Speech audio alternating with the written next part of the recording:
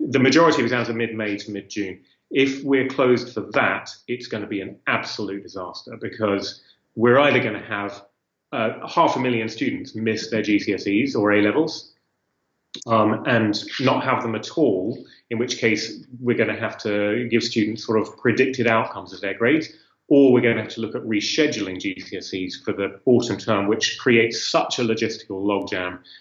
It's going to stop students progressing to the next level. It doesn't bear thinking about. So, acting soon in the hope that we can get schools back up and running by the beginning of May is really kind of crucial.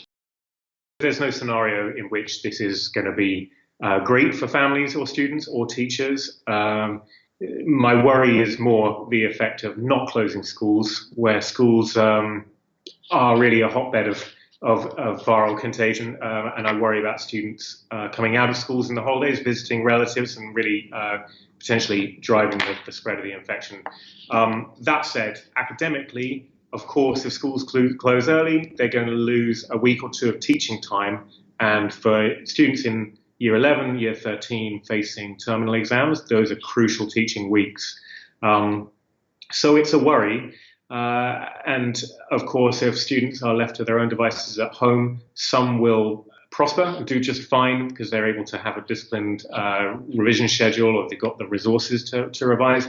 Others, I think, may be at a real disadvantage. Schools and teachers have been really proactive about this kind of thing for years because for years, schools have been embracing the use of education technology. They've been embracing different revision and learning techniques, building knowledge organizers, revision guides to their students. So in a way, schools have always been working towards getting students to be self-sufficient and self-directed in their study.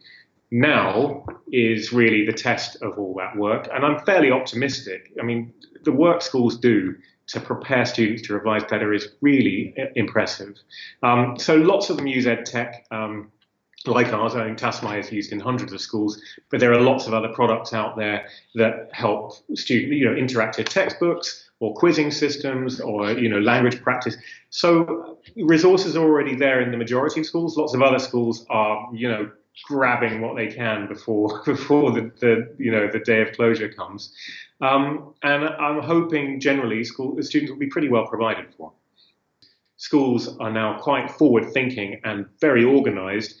And as able to mitigate the effects of this as ever they would have been in the past. So, I wouldn't say I'm optimistic, but I'm less pessimistic than had we had this. If SARS had happened here 10 years ago, we would have been in a far worse position.